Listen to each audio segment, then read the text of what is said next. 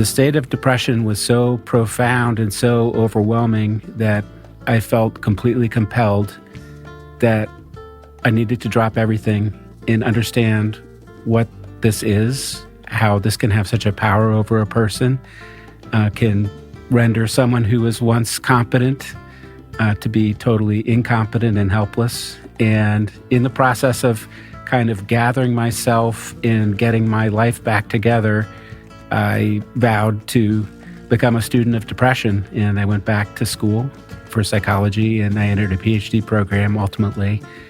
And for the last 20 years, I've been trying to understand the mood system, how it is capable of both ordinary low mood and severe depressed mood states, and then how people can emerge from these episodes of depression and hopefully get their lives on a better course and perhaps even learn from these painful depressive episodes.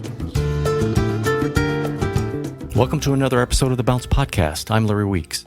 In this episode, we explore the human mood system and the origin of depression. Rather than viewing depression as a personal failing, we explore how it's rooted in the very systems that helped us survive. It's an interesting conversation about how these ancient mood regulation mechanisms, which once served us well, now collide with the complexities of modern life, and what that clash means for our mental health today. My guest is Dr. Jonathan Rottenberg. Jonathan is a professor of psychology and the director of Better Outcomes Laboratory. His work examines long-term functioning and well-being after depression and related conditions, with a particular focus on explaining why some people achieve good outcomes. He received his BA from Harvard, an MA in history from Johns Hopkins, and his PhD in psychology from Stanford University. Dr. Rottenberg's research has been covered in popular outlets such as the New York Times, the Washington Post, and the Wall Street Journal, and he's authored 2 books, The Depths, The Evolutionary Origins of the Depression Epidemic, and Depression, What Everyone Needs to Know. His most recent digital outreach project is Ever After, a video series about life after depression. So in this episode, we talk about Jonathan's own experience with depression and how it shaped his research and mission, why depression exists, the evolutionary origins of the mood system, how low mood is rooted in the same system that drives joy and energy, how humans and animals get depressed, how depression's survival strategy is mismatched with modern stressors, the difference between ordinary sadness and depression, why depression feels permanent or can feel permanent, the role of rumination in relapses and how it wires the brain for recurring episodes, the adaptability and resilience of the mood system. We talk about how mindfulness and other techniques like it can disrupt depressive thought loops, and why some people achieve better outcomes after struggling with their mental health for a very, very long time. I think this episode will help many of you see depression and overall negative moods as a part of a broader human experience rather than a personal flaw or failing, which many people think, which compounds depression itself. And it's also, I think, a must listen for anyone interested in a deeper understanding of human emotion and the complex relationship between body, mood, and environment. And hopefully it will equip you to have more empathy for yourself and others. So without further ado, here's Dr. Jonathan Rottenberg. Thank you, Jonathan, for coming on. I really appreciate it. I'm glad to be with you. I listened to your show this morning. It was a recorded episode with Frances O'Connor. Yes, Your Brain on Grief. Yeah, she was great. And that's interesting because reading your books, by the way, I read The Depths, really good book, but it sounds like grief is kind of a touchstone for your studies. Is that right? Or bereavement? There's overlap between the mode of depression and the mode of grief. There are 2 modes in our mood system. There are 2 things that our mood system can output. So yeah, there are variations. So Jonathan, I'm really going to kind of focus on, as my touchstone here, the Depths, that book, as I just finished it, and where you explore the evolutionary origins of depression. But your personal experiences seem to have shaped, but again, correct me where I'm wrong, your kind of professional focus maybe on depression and emotional well-being. You seem to be very open about your own struggles in the past with depression. Were there any pivotal moments, Jonathan, or experiences that led you to focus on depression and emotional well-being? Or was it always kind of on your track? Not only was the study of depression not on my track, but when depression hit me when I was a young adult, I didn't know what it was that hit me. I didn't understand what depression was. I didn't understand the state that I was experiencing, and I didn't know what to do. And it was an incredibly long process to get diagnosed in the first place, to accept that diagnosis in the second place, and in the third place, to then understand what it meant for me. And it ultimately led me to drop everything that I was doing. And I had invested a lot in what I was doing. I was in a PhD program studying U.S. history, and I was several years into that.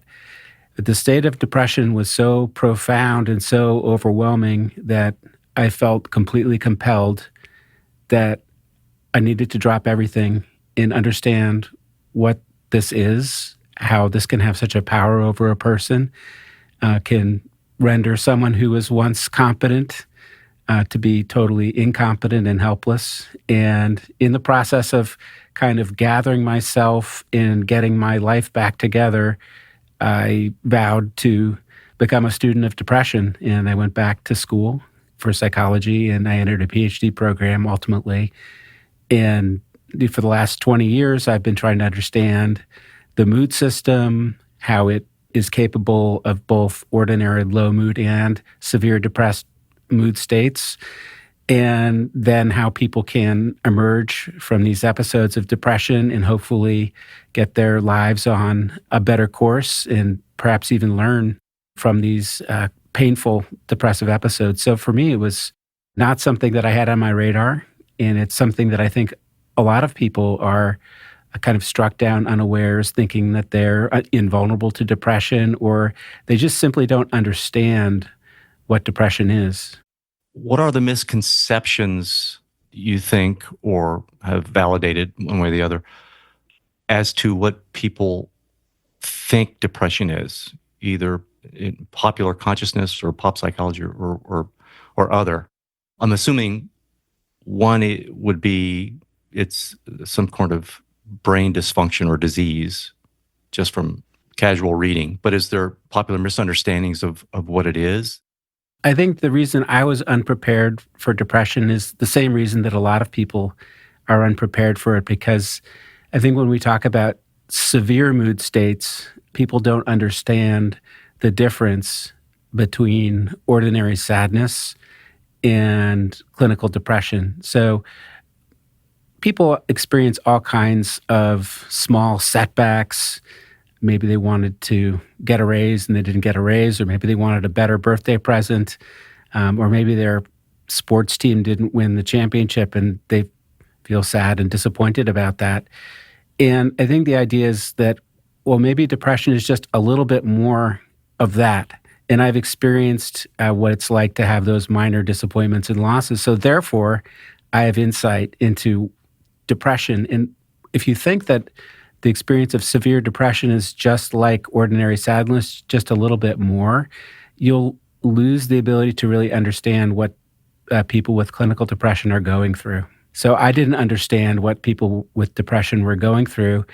And I think there's sort of the idea that, well, why don't they just try harder? Why don't they do X, Y, Z? You can give them a list of 10 things. Didn't they do the 10 things? Well, they did the 10 things. Give them the 11th things or the 12th thing.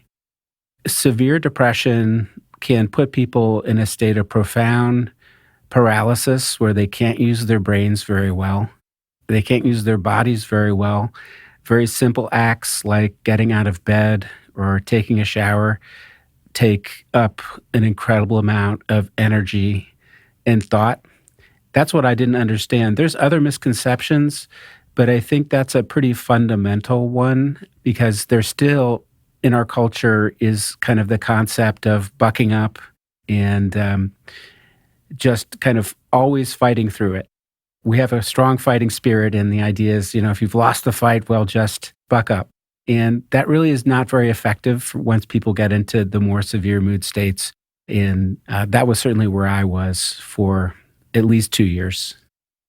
I want to talk about the book, The Depths, because you seem to define it to a degree in that book. And there's another book that's, I'm losing the title. But I've had some other guests talk about depression and specifically modalities of treatment like ACT or CBT or, some other modalities. And the guests were great. But we were talking about mitigating or methods of dealing with depression, which I do want to ask you about and get into. But I don't think I've read a book like yours where it offers a thesis as to the origins of depression. It's an incredibly interesting thesis or question to ask, like why do we get it?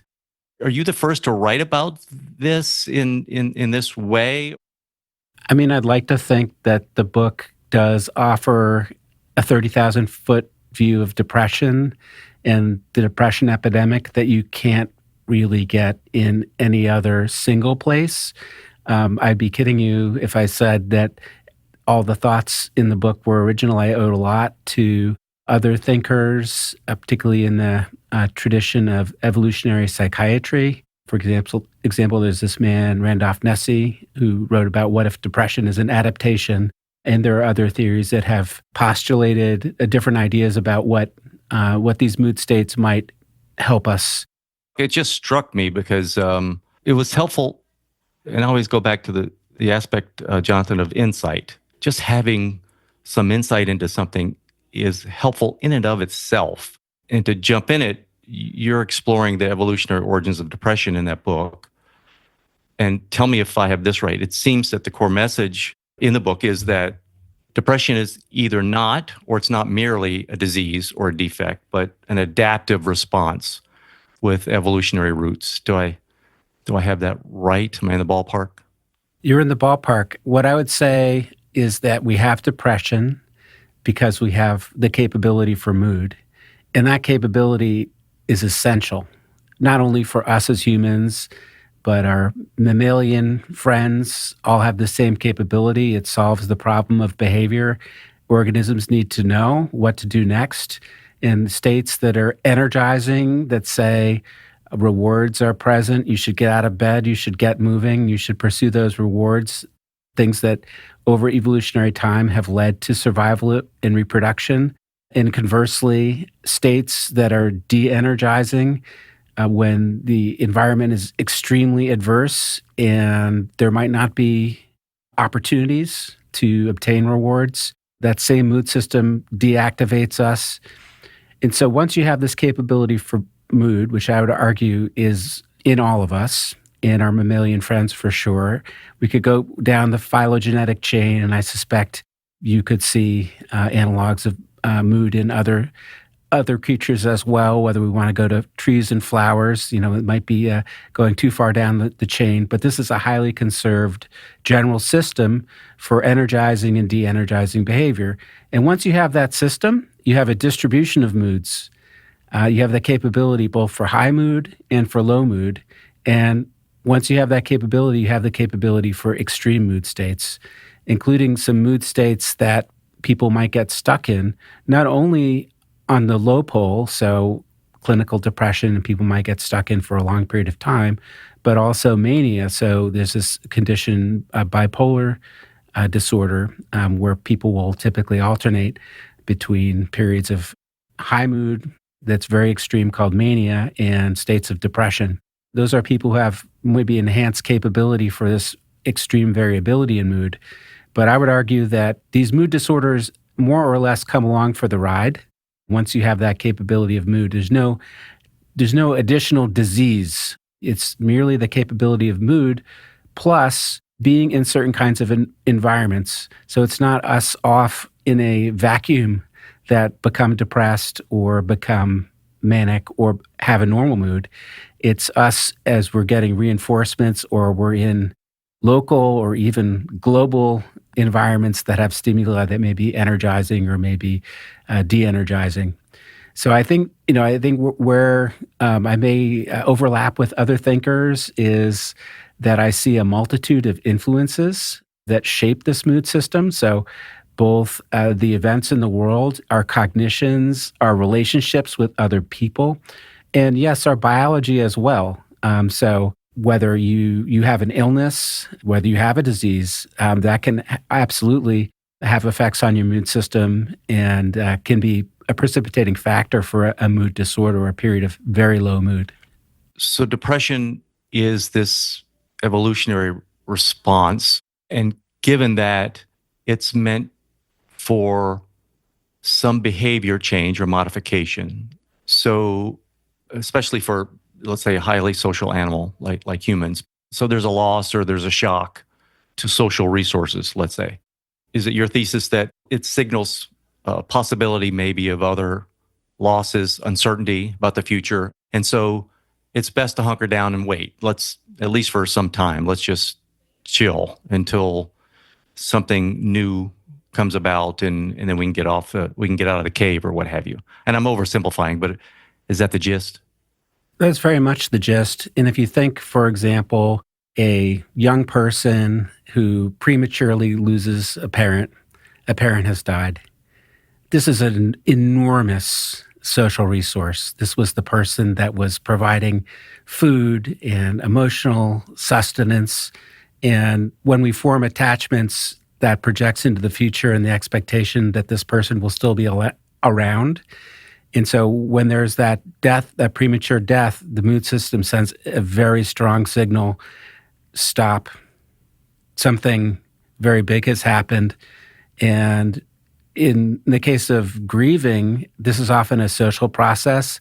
And in that stopping, there will be other resources that will come that will help the person process the loss and the meaning of the loss, and maybe even find ways to replace the lost resource, in which case the depression or the low mood state will probably be relatively transient. It might last for some weeks. But could you imagine without this capability, you've just lost something fantastic that's your mainstay, your main connection to the future, and you just ignore it and you go off into the forest. Those were the children who were predated upon, or someone stole them. So I think this is highly conserved because there are historically have been environments where it would be dangerous to venture forth. So if you think of times of famine when you had to conserve resources because literally people were starving to death, that wouldn't be a great time. Just go explore and see. And if you would do that, right, you would do it with others. You wouldn't do it off by yourself. There would be a strong inhibition about striking out on your own in that kind of situation. Yeah, I was in my mind being maybe overly reductive, but now you kind of presented it. That's what I was thinking, is how far back, and if this mood was beneficial for survival, so it's going to be propagated, right? So it's going to carry on, or at least that reaction, or it's adaptive. But I was thinking how far back, let's say an original scenario where, and I think you alluded to it, let's say you're in a tribe and it's a huge tribe, but they're all migrating, walking in a pack. And then one by one, people start disappearing, right? Or overnight, you wake up and half of the tribe is gone. And some of these you have connections to. Now you're sad, and you also don't know what's going on. Why are these people disappearing, or what happened to them? So you're going to hunker down. I mean, in some ways, I think that's perfect, Larry. I mean, I think one thing that people don't understand is that we're not really configured to be happy. We're configured to survive, and so depression is not off on an island. So you mentioned these scenarios where people are feeling depressed and anxious. And why are these two things often co-occurring? Because the situations that are often the ones where there's nothing we can do are often also threatening, meaning that harm could come to us even if we do nothing. So another kind of signal moment for a lot of people, and I know I was the right age for this, was 9/11. And when the towers came down, people just stopped. And you felt incredible horror, and you felt fear, you felt anger, you felt sad all at once. And many people, of course, felt depressed, and it was all about the future and the uncertainty about what this meant. So we have a mood system that is forward-looking, trying to figure out what is the situation, what can I figure out how to do the right thing next. But it's often the case, right, that we'll be in situations where there's some threat out there, and in addition to being prone to depression, we have some proneness towards anxiety. And I don't think people would doubt that anxiety in many cases is adaptive. And if you think again, if you have organisms that are not capable of projecting threat into the future, so you're walking on the street, I don't know if you've ever been in a foreign country and been about to step onto the curb where they drive on a different side of the road, and you almost got run over because you're a threat. Your threat detection was a little bit down. But if you ramp up your vigilance before you step off every curb, you wouldn't get into that situation. So there's always this balance between trying to figure out whether we should energize our behavior and move forward, or whether we should pull back and withdraw and be in a kind of a threat detection mode. And by the way, there's no perfect temperament, which is to say that people have a range of temperaments. That's not anything new. That's been true for a long time, that are viable, right? So some people they're more sanguine, they're less easily rocked. Maybe they're even act happy when bad things happen. And there are people who are dispositionally a little bit more melancholic and sour.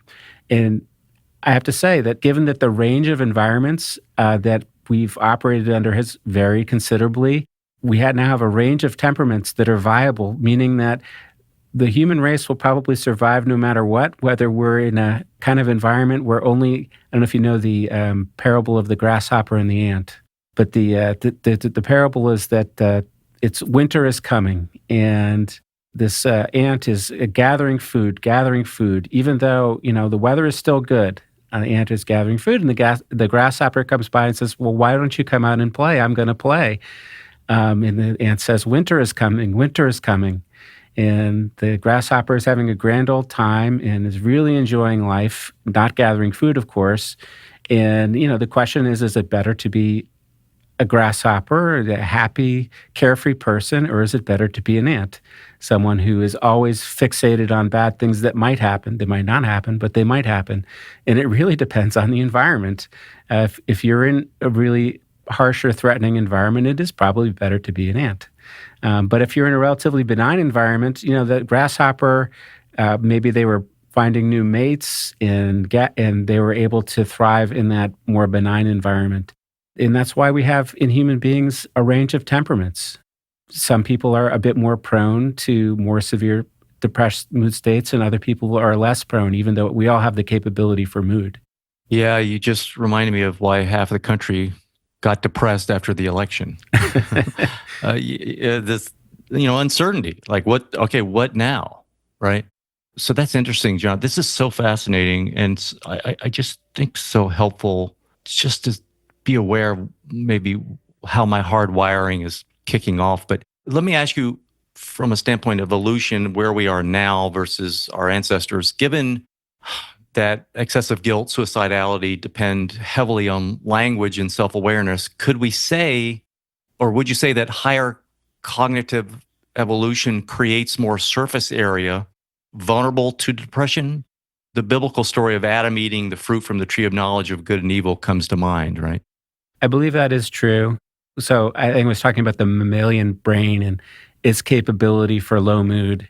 Humans are an evolved version of mammals, and some humans developed language, and written language in particular.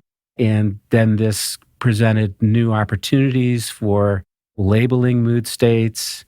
And then we had a society that had relative plenty, and people have more time to use this language and to reflect on the ways that people might be feeling.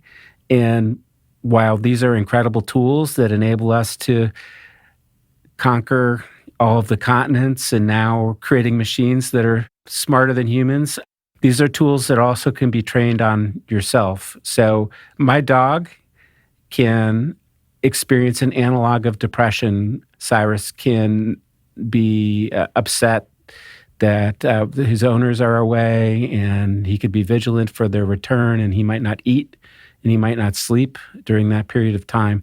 But Cyrus does not hate himself.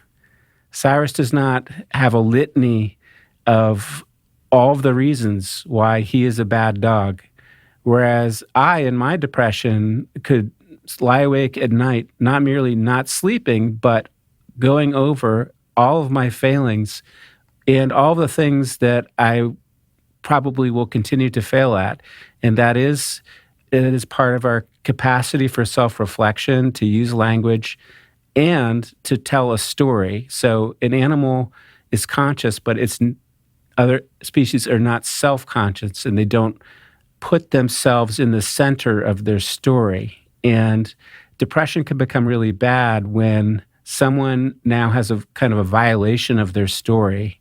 And their story now is that they're a depressed person, that they're a failure, that they're a drain on society, and so forth. And again, Cyrus does not have any of these thoughts, though he does have low mood for sure.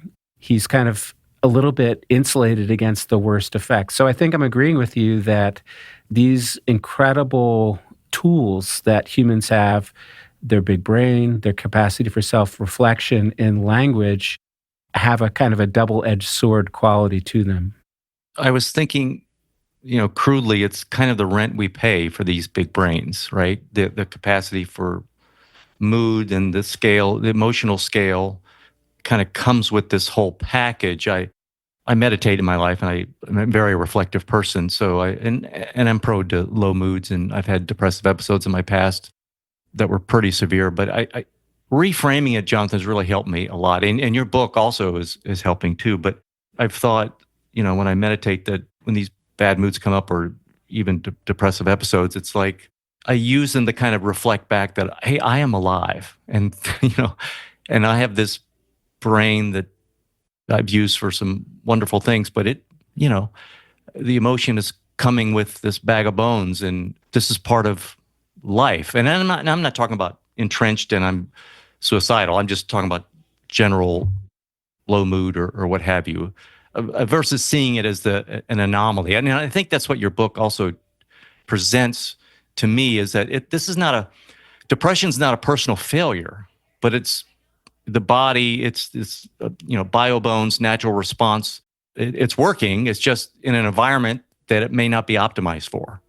Does that sound okay? Completely, yeah. No, I think that in addition to us having these tools that are potentially tools that we turn on ourselves, you could say similar things about our technology in our information environment that, again, are completely unprecedented in evolutionary history. So a 24-hour news cycle, genuinely upsetting things, you can consume those in large quantities 24/7. And, it's hard to know, as someone who's had depression, where the depressing world ends and where my depressitypic experiences start. Is it does seem to me that we do live at a moment where there's planetary crisis in terms of environment, there's political crisis regardless of which, in the United States, quote unquote, side you're on, a sense of crisis, economic crisis, there's wars around many countries in the world, and the threat of potentially even nuclear wars. We just came through a pandemic, and the possibility of pathogens that sweep the world again is a completely live possibility. And superimposed on that are the normal upsetting things that, when I say normal, I just say routine upsetting things that if you consume the news media, you'll have to either absorb or inoculate. And maybe it's no surprise that many people will just turn it off, because I think this is quite unusual. The way that news and information worked in the past, there was much less of it. There would be information, there would be bad news that would be transmitted. Maybe someone would run a message that was a really important message, a bad news sort of message, but we were not beleaguered by bad news continually. So, and this is apart from what might be going on in a person's individual life that might be bad news. So that's part one. And yeah, so I could just sort of say that there's a lot of things that are making life very hard for our mood systems. So the question is, if mood is generally a pretty good thing, then why is there so much clinical depression now? And I think you just have to look in part to the environment. It really doesn't make sense to think that we have a novel disease, because the incidence of depression really has increased quite a bit, in the 20th century. And there you see there's been a lot of changes in our environment, not only in the news environment, but things like electric lighting and people putting off their bedtimes well past when darkness falls, and consuming, again, often these unhappy messages on social media or in the traditional media, in delaying their sleep. And sleep is something that the mood system really likes to have. So there's a multitude of, you could say insults, or you could just say forces that are pushing more people into low mood than before. And this is the pool of people for whom there's greater risk for the more severe mood states. Yeah, the modern stressors often don't match our evolved kind of threat responses. I was thinking back to the example I gave where, you're in a tribe back when, and people are disappearing at night or throughout the day if it's a large group. But that's a proximity where at some point that ends. Either the people return, the person who's seeing people disappear figures out that there is a threat and then manages it, right? There's kind of goal-seeking behavior, or the actions are directly correlated to whatever that threat is. But nowadays, like email anxiety, some bad email triggers maybe the same physiological cascade as spotting a predator, but we can't run or fight. We're just sitting with these stress hormones or staring at a screen that further strains our system. So it's just this mismatch. Very interesting. So, Jonathan, I'd like to, and I hope this isn't too far afield of the track we're on here, but I'd like to talk about bidirectional relationship between the body and mind, because it does relate to the physiology of what happens, that physiological activation, like a change in heart rate or hormone levels, nervous system arousal. I'm assuming it's my understanding that can precede conscious awareness and influence our emotional states. So maybe I'm talking about embodied cognition or something. But I also had Lisa Feldman Barrett on the show, How Emotions Are Made. And she talked about how we construct our emotions. And I always thinking about, Jonathan, what comes first here, the chicken or the egg? From a standpoint, is it a feeling first or sensory aspect, and then thinking about that feeling? And that's why I'm saying maybe it's bidirectional, but I'd love your opinion. So for me, like if I find CBT, cognitive behavioral therapy, it works wonders. I think it's great, but sometimes it's not helpful when I'm working on the thought level, because Jonathan, I'm more and more convinced that, or I should say, I'm not convinced that thoughts are where it all begins all the time. So I wonder if it's more likely that my physiology gets triggered and then activates some state in search of a story. I'm using Tony Robbins' state theory here. Yeah, I mean, I don't know if it's a question that's easily answered, but it's a great, prompt to think about what is the mind-body relationship in the context of depression, and whether thoughts alone, could you, if you just, they used to have this thing called, it's not used very much, the Velton mood procedure, where people would just read a bunch of depressing phrases. So these are sort of like the greatest hits in depressitypic cognition, like I'm a failure, no good, and so forth. I can read those statements. Maybe I could try to believe them, but if I just say those statements out loud, it's really not going to get me into a clinical depression, obviously, and it's probably not going to do very much. Whereas if you start with the body, for example, if I have a severe headache or I have a burn, those states will cry out, as you said, for a story, but they'll connect to cognitions. So you'll need to label this state.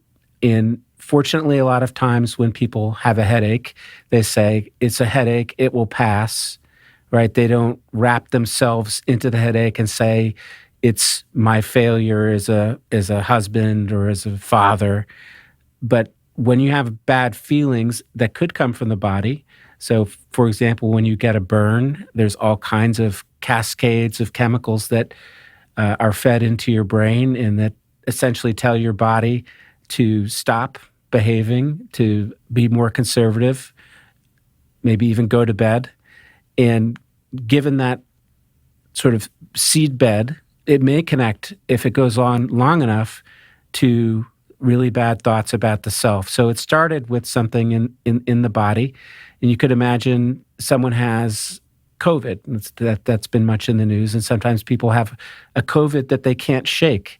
And as part of that, the person feels de-energized and low mood because the mood system is absolutely connected to the welfare of the body. If you're injured and acting out in the world would cause further damage, it makes sense that your mood system would want to de-energize your behavior. So the same thing when you have a pathogen like COVID. But I don't think in the first 3 days of COVID, people start thinking, I'm a terrible person, I'm a terrible father.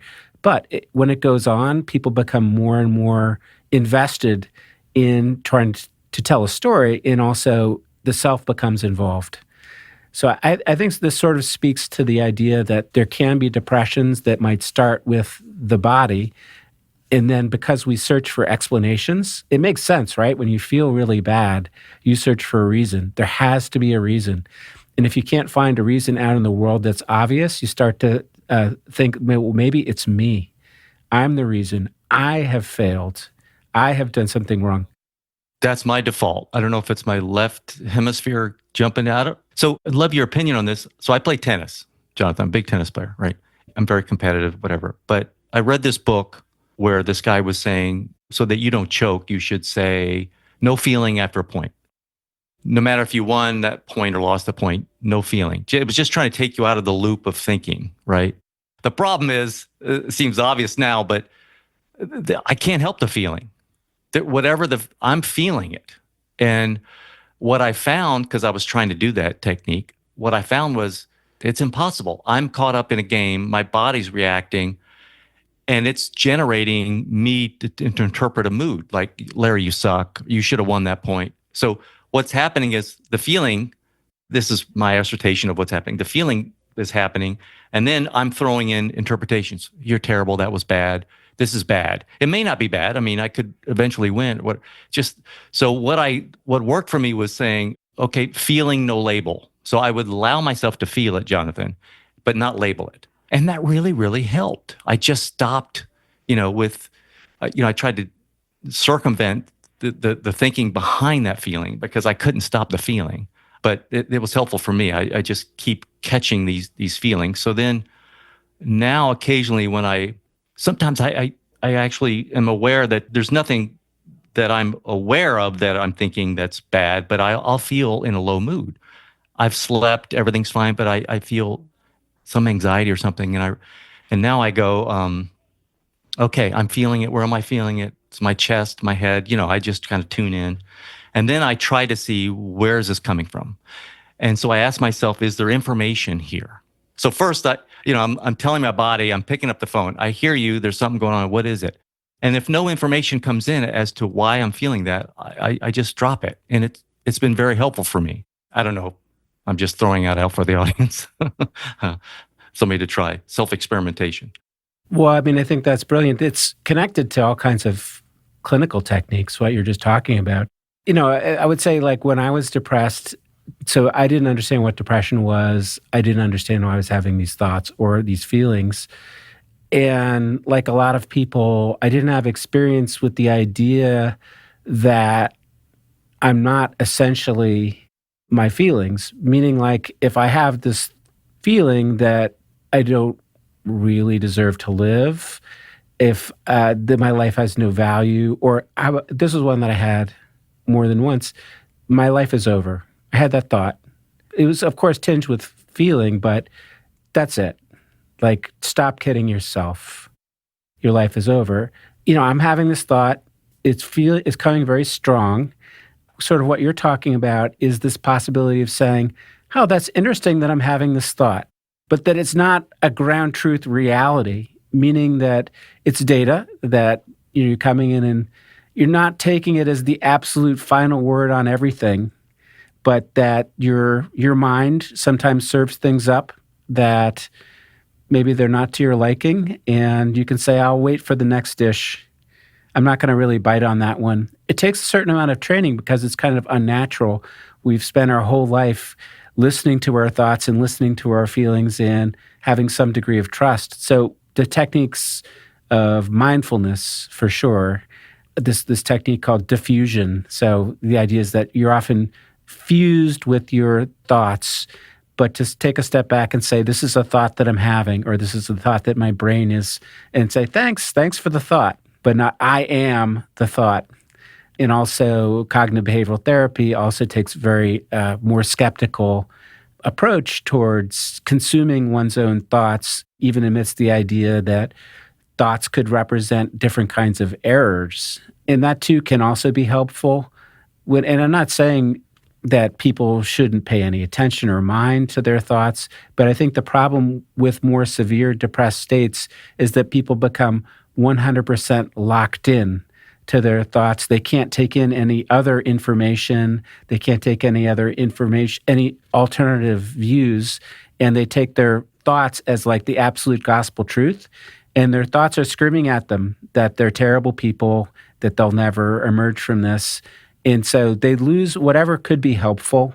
So this is sort of one of the tricky points is if we say our mood system is generally helpful, has stood the test of time, and even these more severe depressed mood states have their place in helping people to adjust to big shifts in their environment. But there's someone who's locked in depression for 2, 3, 4, 5 years, it's unlikely. It's unlikely that this is terribly helpful. And so it's being sustained by some of these cognitive processes are very important in sustaining these periods for really longer than they would be useful to someone. So I guess I am not one to say that you should just wallow in your depression because the mood system always knows what's best for you. I think it's on average, it's better to have the capability for depressed mood than not. But that said, and thank God, we're not entirely passive creatures, right? That there's nothing we can do when we start to feel depressed. And that I think research has not done a good job of really understanding or explaining how people adapt and cope with these severe depressed mood states, that the idea that you could actually learn something, because again, to go back to your idea that you raised at the outset, alternative idea that depression simply represents disease of the brain or somewhere in our genome that is unconnected to any value, so that all depression, we should find a drug or some medical procedure to make it all go away. Wrapped into that would be the idea that there would be nothing really to learn from a depressed mood or even a severe depressed mood state. And I think that's quite wrong. But I would also say that I believe it's quite wrong that we should wallow in our depression, that we should make no effort to get better, that it's fine if depression goes on for 5 or 10 years. As someone who thinks, yes, I learned things from depression, it's a part of me, it's part of who I am, this capability, and in some sense, I'm glad that I had this terrible experience. I still wouldn't wish it on my worst enemy. In general, I think it's good when we try to have these periods be shorter as opposed to longer. Yeah, one of the things that popped in my head when I was reading your book about, this evolutionary response back, that it's possible that it's just trying to get you to, okay, let's back off and let's shut down until we figure out what's going on, right? And how useful that is. I was thinking, okay, if that's the response initially that's going on, or the origin of this low mood that I'm having, I've got to be careful not to take big actions or make big decisions during, that mood trough, right? First of all, it was meant for reassess, and let me back off. So it just, to me, it was like another, because you've heard that before, people say you shouldn't in a bad mood make any kind of big life decisions, but it's pretty clear is like, if that's the purpose of depression, to reassess, just wait till that clears or your mood lifts before you make those big decisions. The other thing I wanted to ask you is, Because you also talk about relapse and why some people don't relapse. Some people have very deep depressions and maybe even for years, but then they overcome that. And some never relapse, or some recover better than others. I was thinking about rumination and wondered, is that the largest risk factor for relapse is rumination, or somebody who's just prone to ruminate, or thought loop? Is that a critical factor in relapse, or just part of the depressive mood state anyway? I think that the cognitive piece is important in relapse. Unfortunately, there's a multitude of factors that influence whether or not a person gets depressed in the first place, from life stress to problems in relationships to their genetic or biological vulnerability to cognition to all sorts of environmental factors. And many of the same factors also influence relapse. And then one thing that's different between relapse and the first episode is that the nodes, or the interconnections between thoughts and experiences and memories that got formed in the first episode get reactivated. Is this plasticity the downside of it? Yes. So basically, when you get depressed, all the times in your life when you fell short, when you felt sad, those are highly salient to you. You have no trouble thinking of those times.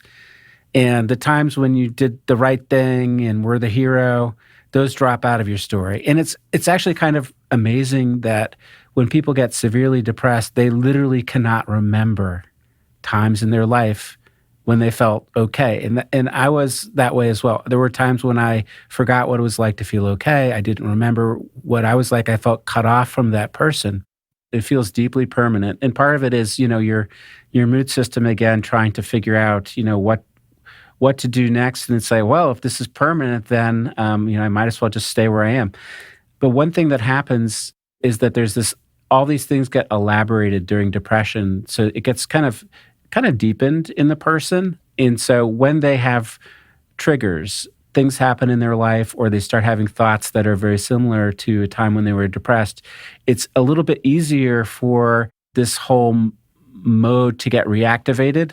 And so that's why sometimes once the person has had an episode, it can be a little bit easier, even though many people only have one episode. Once people have had multiple episodes, it seems that it is easier for episodes to get reactivated. And part of it is there's a kind of internal wiring where this is just a mode of the mood system the more time the person spends in depression. And so I think people who have chronic depression and people who have multiple episodes of depression, they need more help. In the research community has kind of done a disservice, in my view, to depressed people by really studying depression as a monolith and not really making enough distinction between people who have single episodes, which are probably about half the people who have depression, many of whom get better on their own, many of whom I believe learn quite a bit from their depression and may in some sense be better off, versus those who have recurrent depression who may struggle with it. And it doesn't mean that those folks won't ever get better or won't ever have an end to their depression, but they need more help. But the research community has tended to treat depression as something of a monolith, whereas I see those really as two separate kinds of depression that we would be well served by separating them more in our research, in our treatment protocols. You write that there's an important lesson about the mood system and that it typically has natural resilience. Do you mean by that the mood system is naturally resilient, is that if left alone, generally, it's just going to pass or resolve itself or flow through someone? For sure, in a couple of different senses. One is it is generally the case that depression is self-limited, meaning that even the most horrible depression will eventually end. Part one. Part two, it's resilient in the sense that ordinarily, even when people are in severe mood states, they're usually brief-lived. So, imagine you have a horrible fight with your spouse and you know, having horrible depressive thoughts and just my life is ruined, whatever it may be. And then for whatever reason, I mean, it can be an endogenous reason or the situation changes. If you say in the moment, how long is this mood state going to last? People tend to mispredict and they tend to overpredict on both the good side and the bad side. It's going to let you mean that it's going to, they're predicting it longer than. Yeah. So someone takes a test, for example, a student who's very anxious about their future, and they say, if I get a B on this test, and you ask them, so what are you going to feel like? They say, I'm going to feel horrible. I need an A. And then you ask them, so, and how long are you going to feel that way? I don't know. It's going to be a long time. So they get the B and they're starting it and they still think it's going to last a long time. And generally speaking, people mispredict the duration of their emotions. The flip side is also a little bit sad. If someone is looking forward to something, like their team winning the Super Bowl, the Stanley Cup, and you ask them, so if your team wins the Super Bowl, how are you going to feel? You can say, I feel phenomenal. Well, how long is it going to last? Oh, I'd say like 2 or 3 weeks. And then you actually follow up with the people. They generally mispredict, meaning that the mood state actually doesn't last as long. And it's partly because if you think about a mood system that's forward-looking, most of these events don't actually have long-term implications for well-being. So the B on the test, the person maybe thought that, if they fail, they get a B, it's terrible. But in fact, it turns out that their academic life will go on and they're not dismissed from college. They'll get a job and so forth. And the same thing on the positive side. You think that the event is going to change your life in some way, but the truth is, even if your team won the World Cup in soccer and We adapt. Yeah, it's amazing. Well, I think I would even use the pandemic as an example of a world-changing event. If you told people in a couple weeks there's going to be a pandemic, and if you don't have an essential job, you're going to have to stay in your house. And if you go out, you're going to have to wear a mask. And if you go out in your house, you could get sick and die. People that you know might get sick and die.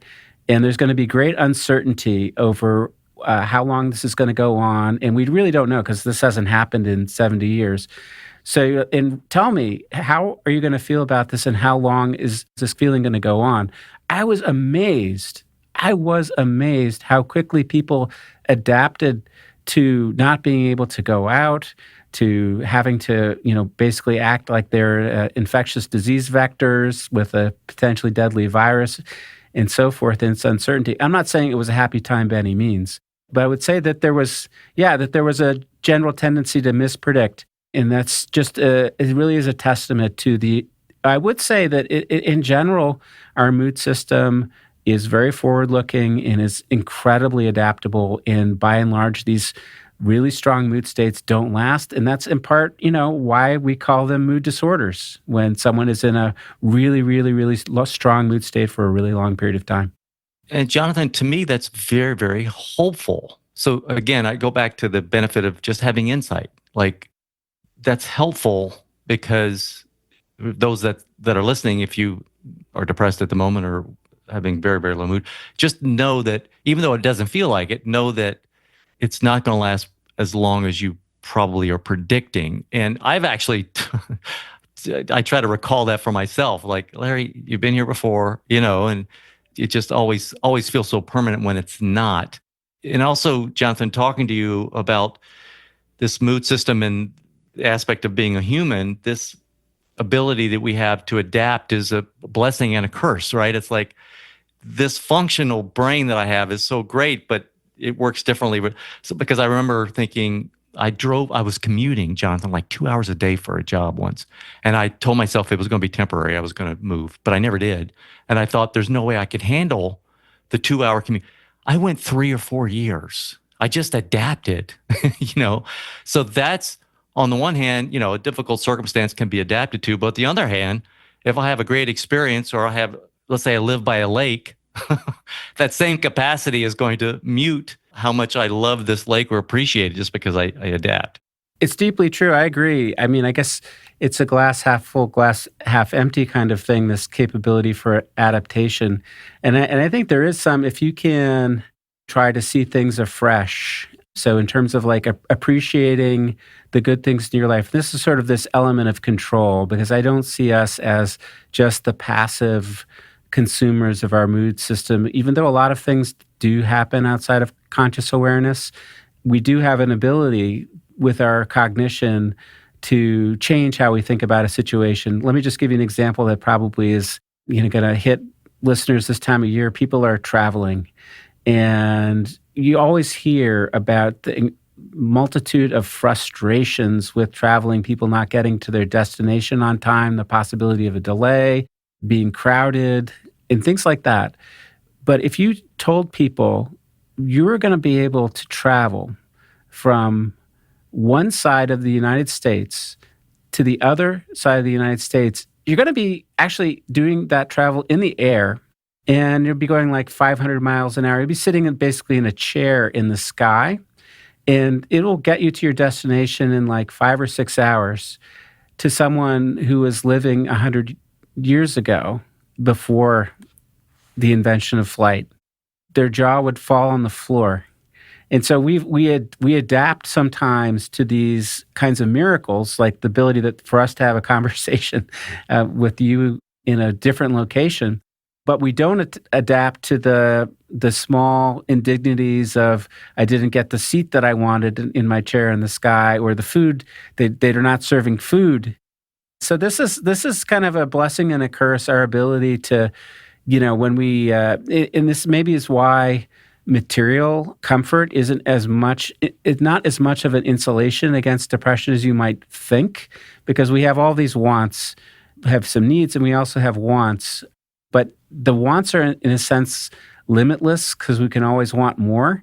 But if you start again back to what can you do to feel less depressed, or maybe appreciate the things that you have, if you temporarily wipe the slate clean and say, well, imagine if I lived in the 16th century or the 15th century, and if I lived in another country now where you don't have a fraction of the goods and services that I have living, say, in the United States, that can really be a way that people can extend this kind of period of adaptation.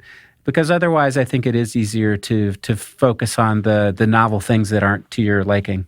How did you navigate your way out of depression? Or was it attrition over time? It just dissipated? Was there a proactive effort on your part to navigate out of it, or figure out what's going on and then come out of it? And if so, what helped you? And I'm not saying this is a prescription. As we talk about modalities or therapies, I'm not saying it's a prescription for everybody, because I know one size doesn't fit all. So I've suggested in talking with you that there's a multitude of roads into depression. There are also many roads out, and I think that is both realistic and hopeful. So if one thing doesn't work, you can keep going. In my case, I did avail myself of many of the conventional treatments for depression, psychotherapy, medication treatments. I was an inpatient in a psychiatric ward for about a month. And, maybe that was 5%. I really did not have such great luck with that, but it was something that maybe helped me keep going and helped me have the patience to kind of outlast the depression. Probably what was more decisive was reorienting my life, understanding that I was really suffering greatly and that I needed to better understand what was happening to me.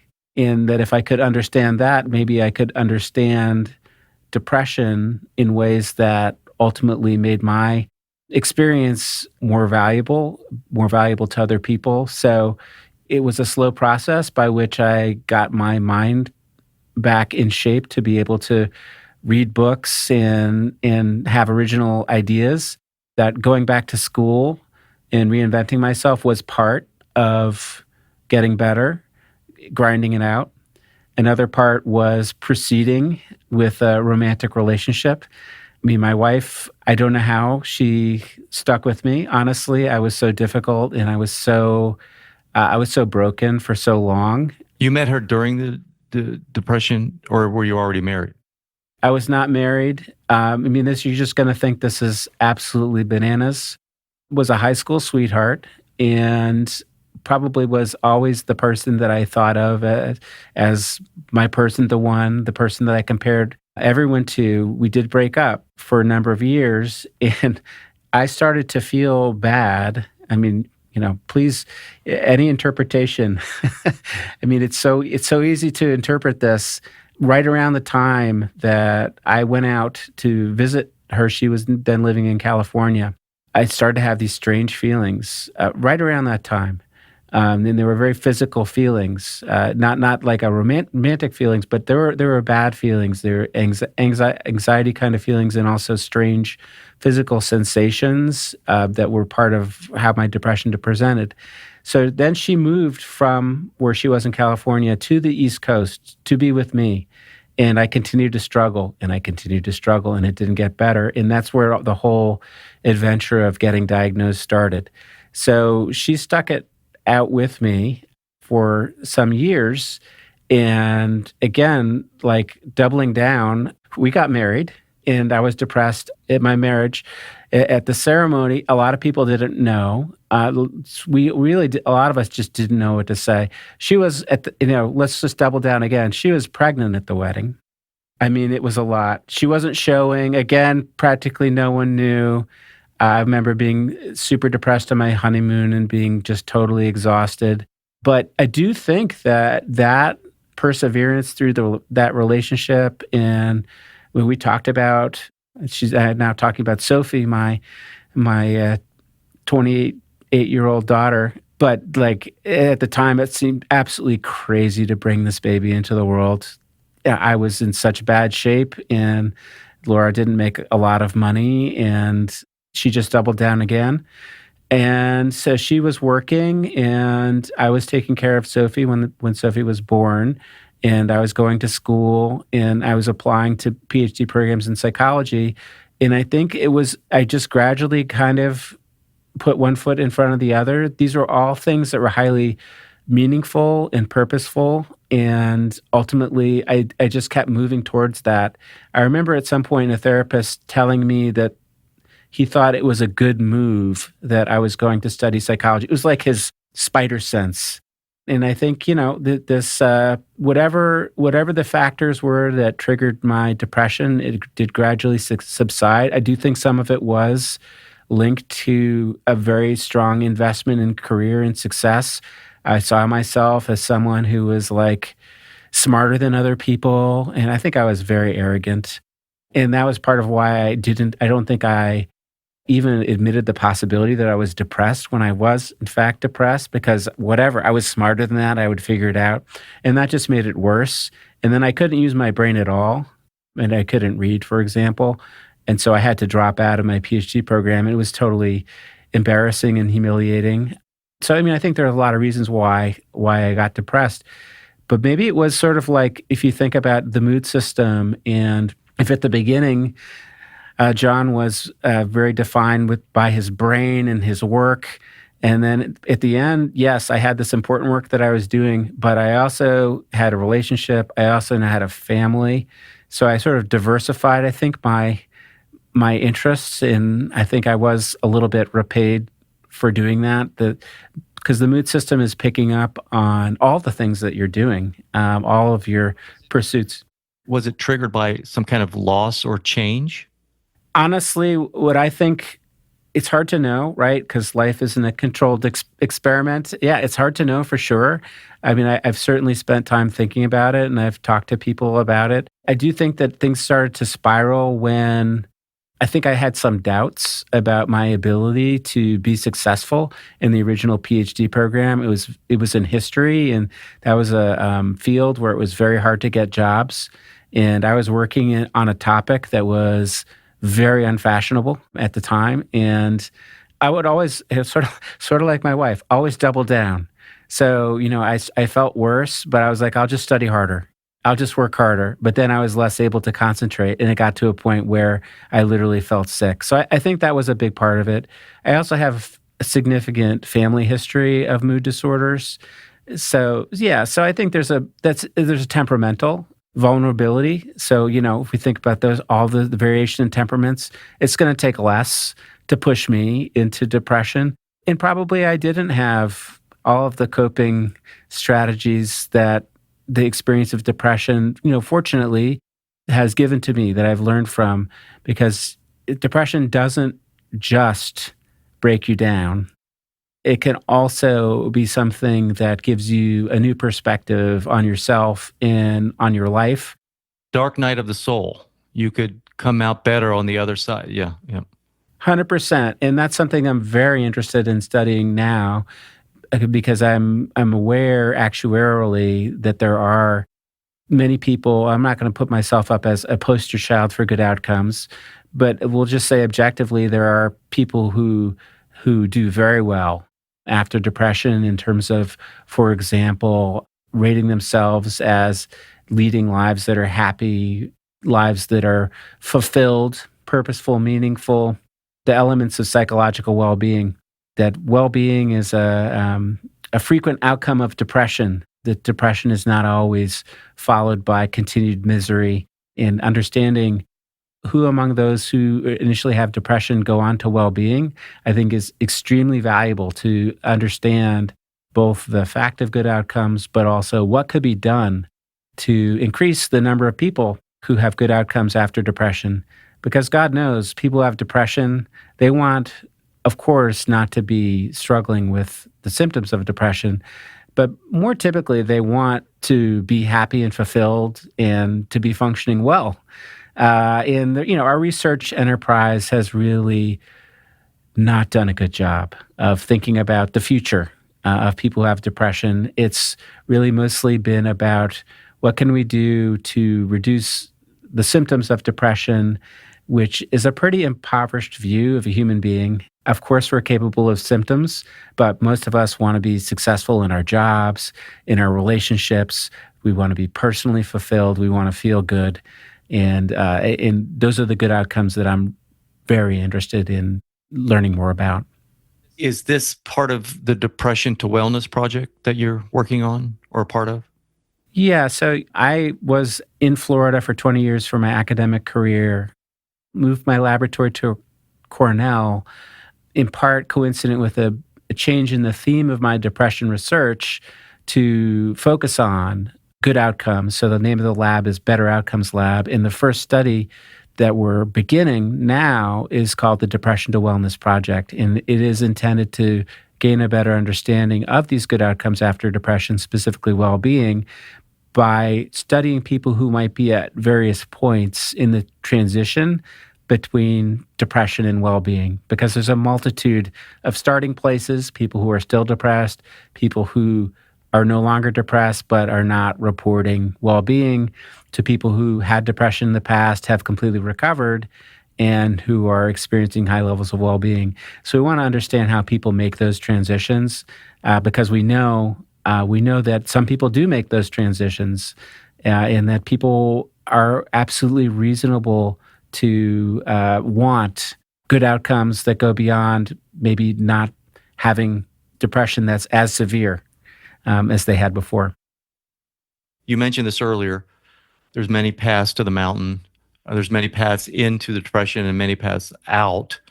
But with all this study and research, anything promising, or are there any statistical anomalies that are saying, hey, this particular therapy works very well, or this particular intervention does better than this one? Just because everybody's so different, I'm assuming it's just a wide variety, but I'm still going to ask. Well, I'll just answer again from the 30,000-foot view, because I think that is actually both realistic and hopeful. So part one of that is the depression ends. So if you're in a depression, even if you don't do the right things, you'll feel better. And you can hasten the end of depression through a multitude of different pathways. Now, where it gets difficult is predicting in advance what will work for you. So will medications work for you? Will a psychologically based treatment like cognitive behavioral therapy or interpersonal therapy work for you? Will exercise work for you? Will light therapy work for you? That's where it can be difficult. Many people, though, do get better on their own, meaning through their own resources, their own friend network, their own confidant, their own spiritual advisor. But what we really need more research, one, on people who have the recurrent and chronic depressions, because they do need more help, less likely to get better on their own. In the work that I'm currently embarked on in understanding good outcomes, I believe that this could be quite useful towards applying the knowledge learned about the pathways out from depression to well-being. And again, we're at in that work, we're really at the hypothesis stage. And I could share with you some of the hypotheses, right? So some of them aren't terribly interesting. For example, we think you're more likely to achieve well-being after depression if, for example, your initial depression was brief or wasn't terribly severe or wasn't terribly complex, meaning like that. That seems intuitive. Yeah, right? yeah, that could be part of it. Or maybe your social support network is very strong, right? That would be another one. Or maybe socioeconomic and demographic factors. I wouldn't think that money would hurt, right? So if you have resources to pay for things that can enable you to get back on your feet, to maybe make some of the problems go away with money, that probably is somewhat correlated. Then there's all of the biological factors. It could be that some people don't have as strong a biological vulnerability. Again, maybe that's not quite as interesting.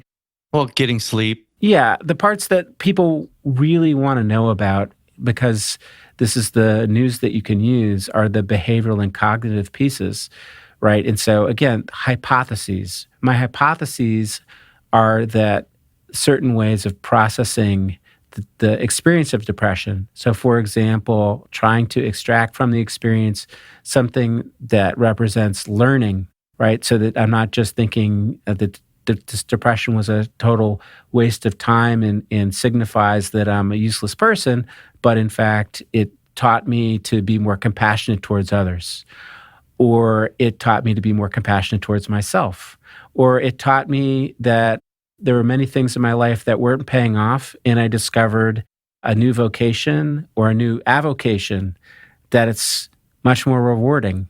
And if I didn't have my depression, I wouldn't have learned that. Those kinds of learning, I think, are going to end up being very important. And then more mundane things like habits. You mentioned sleep, right? So taking care of your body and your mind by sleeping well, eating well, getting out in nature, 100%. Walking, yeah. Spiritual practices, but these are the good things because they're more subject to human control. And sometimes depression drives you to these things. If you're looking for answers, all of a sudden spiritual practices and you're gonna. I don't know. For me, I could see how those things drive, and this is the good thing of it, right? It can make you seek out these different behaviors if you haven't been. Right. So the interesting thing is, in my research, we've documented that there are good outcomes. So, in national samples, we've been able to analyze data showing that, for example, if you look 10 years after an initial depressive episode, there'll be that 10% of people who not only recover, but are reporting very high levels of well-being. But now we're interested in the why piece of it. What explains these good outcomes? And that's where all these hypotheses come into play. And the question of which among all these factors is going to be the most decisive. So in this depression to wellness study, we're not able to test everything, but we're able to kind of put our money on some of the big possibilities. And we'll follow the story where it leads, right? So we may find that some of the things that predict good outcome are not what we expected, and we'll follow up. That's what I like about the research, that this is a relatively new area. Of course, people have been studying depression for a long time, but it's mostly been about, what predicts having more depression? Occasionally, sometimes people will do studies of what predicts recovery, but I would challenge you to find studies of what predicts someone actually doing well, where doing well is good functioning, not merely like being able to get out of the bed and feed yourself and so forth, but actually being an asset, right? An asset to your community, an asset to your family, very happy in your relationships and so forth. So I think this research agenda is much better aligned with the hopes and dreams of actual patients and their families. And I wonder if, my own experience, as a patient and someone in the mental health system kind of ultimately led me to gravitate towards this kind of program because it seems intuitive. And whenever I talk to people, they say, well, we don't already know this? People aren't studying this? And I say, yeah, well, actually, when people study outcome, 95% of the studies just measure symptoms, meaning like, oh, if you didn't have symptoms at the end, then we're done. That's the end. 5% of the studies will measure functioning, which is really good to know, but pretty much 0%. It's not measured. Was it your book that was critical of the DSM, or the DSM? So the ways that diagnosis is made, I don't necessarily have such a problem with.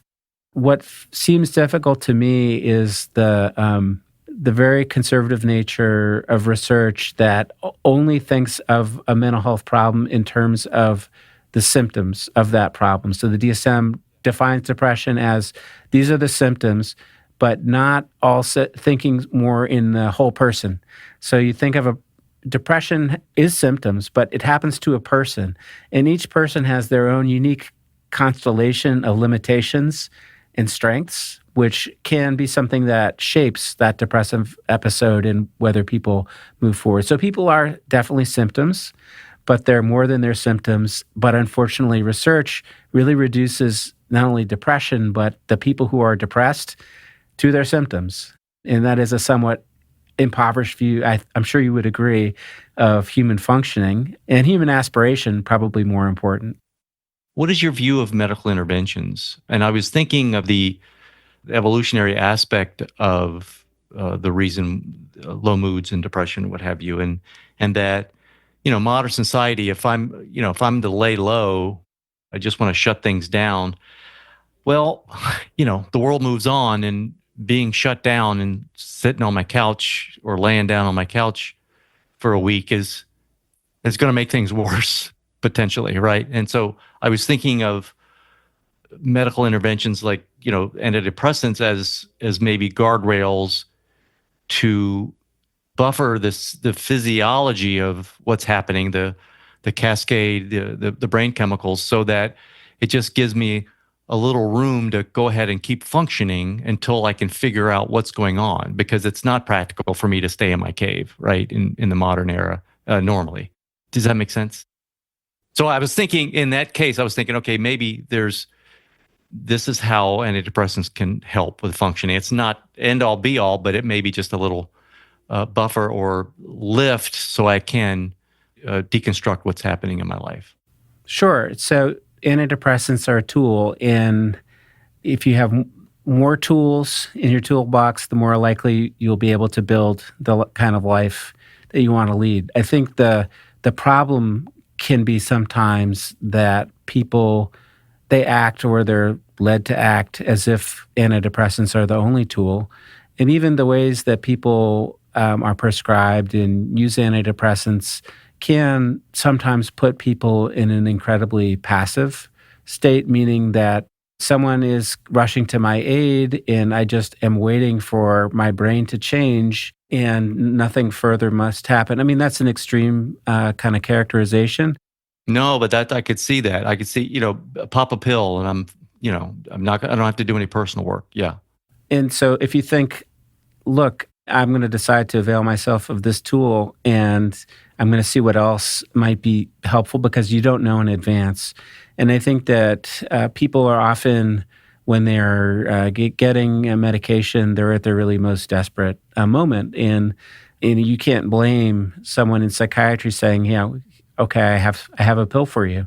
They're trained to give people a pill, and they're also trained to give people that breathing space, that hope that help might be on the way. But they don't necessarily, in part because our system of care, these clinical contacts are so terribly brief.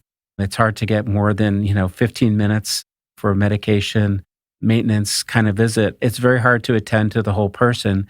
And I'm quite confident that our mood system is not only about one neurotransmitter system, but it's about a whole person and the transactions that they have with the world. And you can tweak that. You can treat that with many different chemicals, but I'm not surprised that medications often don't do as much of the work that people hope they would do. They can be helpful, they can be a help, but right now it does not seem like there's very much going on in drug development, even though there's, depending on how you count, 26 different antidepressants. That has kind of plateaued. So we have a tool, we have medications. It's very difficult to know what medication or combination of medications. There are 26 antidepressants. There's I had no dozens, idea. yeah, of antidepressants, yeah, in different categories and so forth. And so you're kind of urged to be patient. So as long as people go in with their eyes open and say, hey, this is a tool and I'm going to certainly try other things as well, I'm supportive and totally understand. But sometimes people use it as the entirety of their process for getting better. And that may not be in their long-term best interest. Yeah, I go back to our ancestors where they're hunting and the ground is fallow, there's no food to be found. That could be depressing, but you need to find different ground. You need to move and look for where the food is, and you need to take action. So it would be very detrimental. You'd be ignoring this helpful signal if you didn't move on, right? And you wouldn't survive. So there is an aspect of depression we need to listen to. What's going on in my life, right? What is this? What is it saying or telling me, if anything? I believe so. I believe that is true. Jonathan, thank you so much. Is there anything that I didn't ask or bring up or mention that I would be remiss to leave out? I would say if people are curious about the work that we're doing, they should visit my laboratory website, Better Outcomes Lab. You just Google that term at Cornell University. We're super proud of the work that we're doing, and before too long, people could volunteer to be research participants, but they could also read about the papers where we discovered the prevalence of good outcomes in the U.S. and in Canada. And I'm going to point people to the book and your books. I'll also put them in the resources page when I post this episode, Jonathan. Are there any other resources or sites, links we need to give people? Jonathan, thank you so much. This was a good conversation. I really appreciate it. Thank you. Thank you very much. It was great being your guest.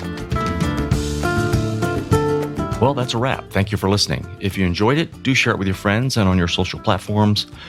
Big thanks to Sam Williams, my audio guy, and the beautiful bumper music you're hearing is Michael Petrovich's Bella Luna. For all my show notes or resource links, visit LarryWeeks.com, and we will talk again soon.